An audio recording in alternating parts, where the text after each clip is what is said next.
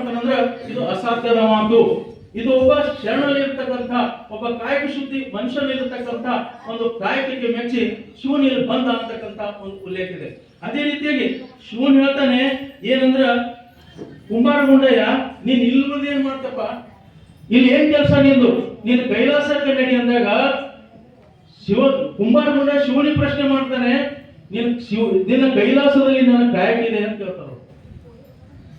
ನಿನ್ನ ಕೈಲಾಸದಲ್ಲಿ ನನಗೆ ಕಾಯಕ್ಕಿದೆ.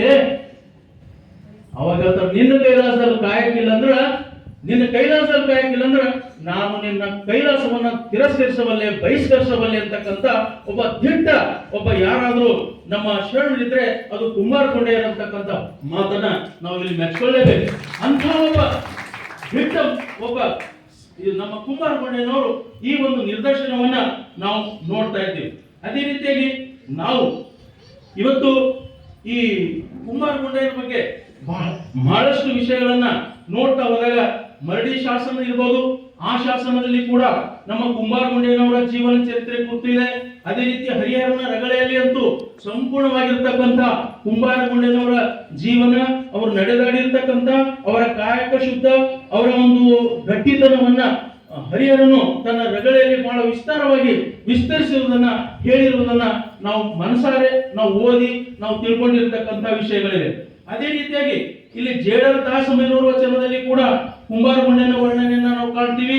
ಅದೇ ರೀತಿ ಜಾನಪದ ಹಾಡುಗಳಲ್ಲಿ ಕೂಡ ಕುಂಬಾರಗುಂಡಯ್ಯನವರ ವರ್ಣನೆಯನ್ನು ಕಾಣ್ತೀವಿ.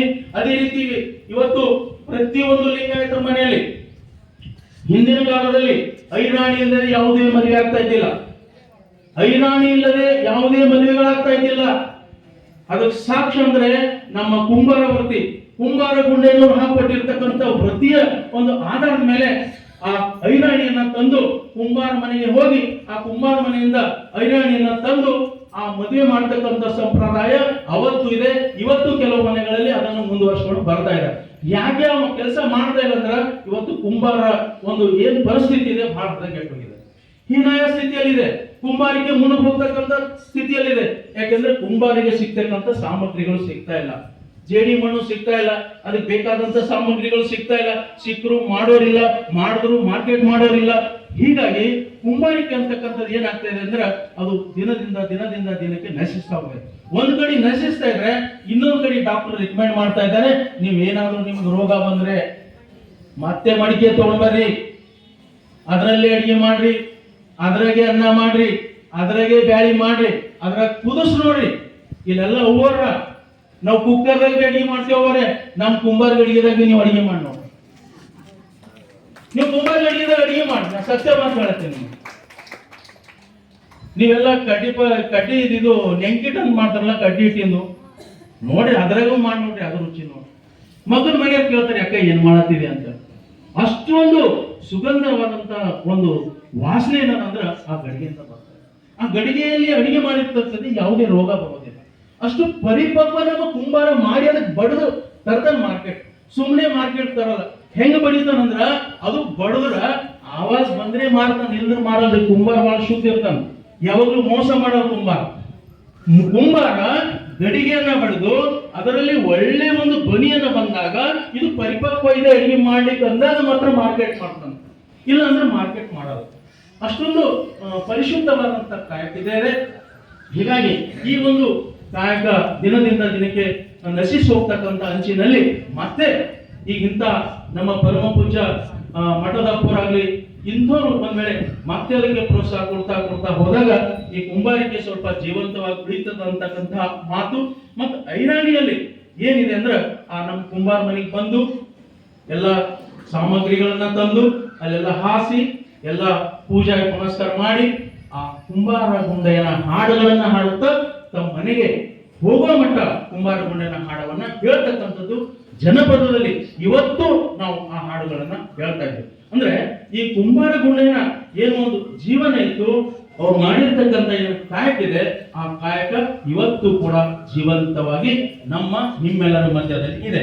ಅದೇ ರೀತಿಯಾಗಿ ಈ ಐರಾಣಿ ಹಾಡಿನ ಜೊತೆಗೆ ಇವರು ಯಾರಾದ್ರೂ ಕೇತಲಾಗಿ ಇವರು ಇನ್ನೊಂದು ಕೆಲಸ ಮಾಡ್ತಾ ಇದ್ರು. ಏನ್ ಕೆಲಸ ಮಾಡ್ತಾ ಇದ್ರು ಅಂದ್ರೆ ಅವರು ಲಿಂಗಕ್ಕೆ ಪವಾಡ ಹಾಕ್ತಕ್ಕಂಥ ಕೆಲಸ ಮಾಡ್ತಾ ಇದ್ರು.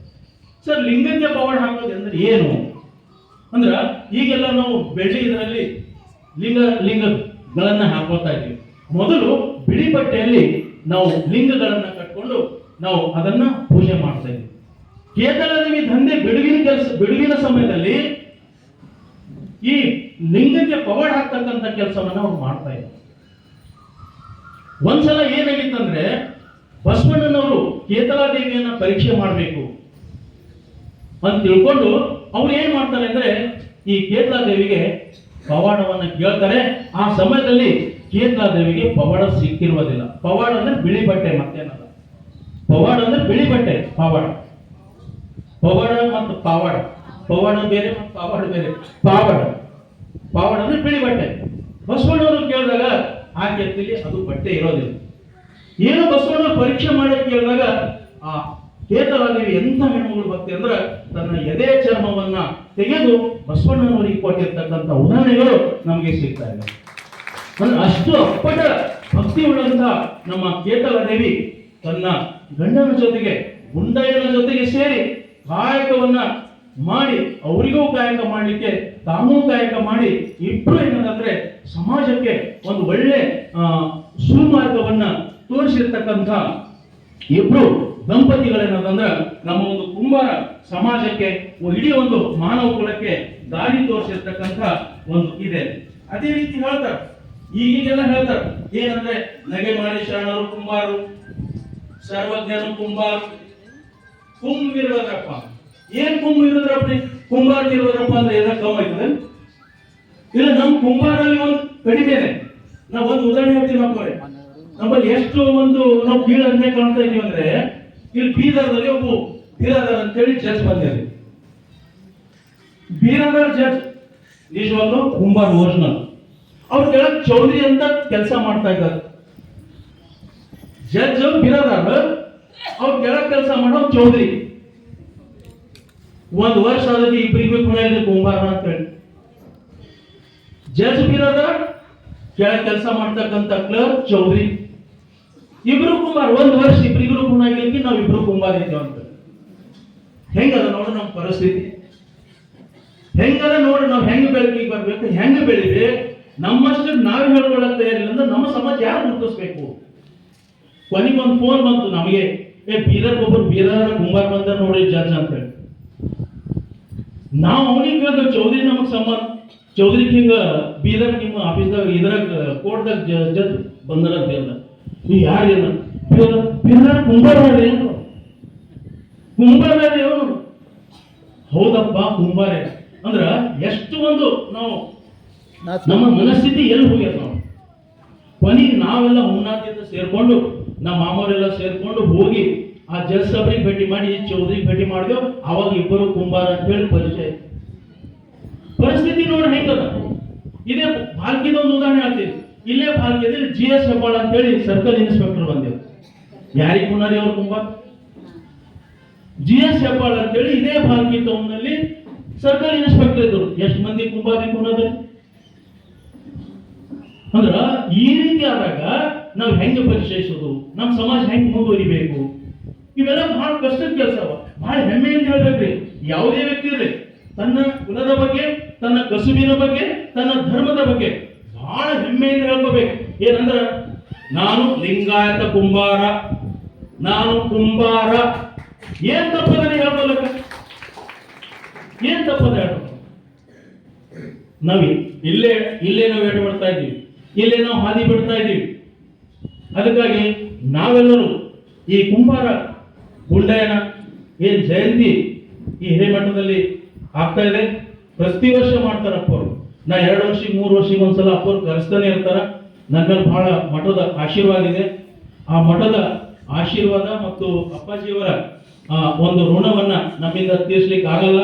ಆದ್ರೂ ಕೂಡ ಈ ಒಂದು ಕುಂಬಾರ ಗುಂಡಯ್ಯನವರ ಜಯಂತಿ ಪೂರ್ವವಾಗಿ ಇಲ್ಲಿ ಕುಂಭ ಅಂದ್ರೆ ಮಡಿಕೆ, ಕಾರ ಅಂತ ಮಾಡೋದು ಅಂದ್ರೆ ಕುಂಬಾರ ಅಂದ್ರೆ ಮಡಿಕೆ ಮಾಡುವವರಿಗೆ ಕುಂಬಾರ ಅಂತಾರೆ. ಯಾವ ರೀತಿ ಚಮ್ಮಾರ, ಬಡಿಗಾರ, ಅಕ್ಕಸಾಲಿಗ ಯಾರ್ಯಾರು ಏನೇನು ಕೆಲಸ ಮಾಡ್ತಾರ ಅವ್ರಿಗೆ ಏನದಂದ್ರ ಈ ಒಂದು ಕೆಲಸದ ಅನುಗುಣವಾಗಿ ಈ ನಮ್ಮ ವಸತಿ ಇದು ಕಸುಬಿಗೆ ಅನುಗುಣವಾಗಿ ನಮ್ಮನ್ನ ಗುರುತಿಸ್ತಕ್ಕಂಥ ಕೆಲಸ ಇದೆ. ಅದಕ್ಕಾಗಿ ಈ ಕುಂಬಾರ ಗುಂಡಯ್ಯನ ಸಮಾಧಿ ಬರೀ ನಮ್ಮ ಭಾಲ್ಕಿಯಲ್ಲಿ ಅಷ್ಟೇ ಅಲ್ಲ, ಹರಿಹರದಲ್ಲಿ ಕೂಡ ಇದೆ, ಲಕ್ಕುಂಡಿಯಲ್ಲಿದೆ, ಮಳವಳ್ಳಿ ಇದೆ, ಗಂಜಾಸೂರದಲ್ಲಿದೆ, ಹುಣಸಿಯಲ್ಲಿದೆ. ಹೀಗೆ ಧಾರವಾಡದ ಆಜುಬಾಜಿನಲ್ಲಿ ಕೂಡ ಬಹಳಷ್ಟು ನಮ್ಮ ಕುಂಬಾರ ಗುಂಡಯ್ಯನವರ ಸಮಾಧಿಗಳು ನಮಗ್ ನೋಡ್ಲಿಕ್ಕೆ ಸಿಗ್ತದ. ಆದ್ರ ನಮಗೊಂದು ದುಃಖದ ವಿಷಯ ಏನ್ ಅನಿಸ್ತಂದ್ರ, ಇದೇ ಭಾಲ್ಕಿಯಲ್ಲಿ ನಮ್ಮ ಕುಂಬಾರ ಗುಂಡಯ್ಯನವರು ಇಲ್ಲೇ ಹುಟ್ಟಿ ಈ ಕಾಯಕವನ್ನ ಮಾಡಿ ಇಡೀ ನಮ್ಮ ಶರಣ ಸಾಹಿತ್ಯಕ್ಕೆ ಒಂದು ದೊಡ್ಡ ಅಪಾರವಾದಂತ ಕೊಡುಗೆ ಕೊಟ್ಟರು ಕೂಡ ಇವತ್ತು ನಮಗೆಲ್ಲರಿಗೂ ಬಹಳ ದುಃಖದ ವಿಷಯ ಏನ್ ಅನಿಸ್ತದಂದ್ರ, ಇಲ್ಲೇ ಕುಂಬೇಶ್ವರ ದೇವಸ್ಥಾನ ಇದೆ, ಇಲ್ಲೇ ಏನಂದ್ರೆ ಕುಂಬಾರ ಗುಂಡಯ್ಯನ ಸಮಾಧಿ ಇದೆ. ಆ ಕುಂಬಾರ ಗುಂಡಯ್ಯನ ಸಮಾಧಿ ನೋಡಿದ್ರೆ ನಮಗೆ ಕಣ್ಣೀರು ಹೋಗ್ತದೆ. ಎಂಥ ಒಂದು ಪರಿಸ್ಥಿತಿಯಲ್ಲಿ ಇವತ್ತು ನಾವು ಕುಂಬಾರ ಗುಂಡಯ್ಯನನ್ನ ನೋಡ್ತಾ ಇದ್ದೀವಿ ಅಂತೇಳಿ. ಅದಕ್ಕೆ ನಾವು ಭಾಲ್ಕಿಯಪ್ಪರಲ್ಲಿ ವಿನಂತಿ ಇದೆ, ಇದು ಯಾರಿಂದ ಸಾಧ್ಯ ಇಲ್ಲ.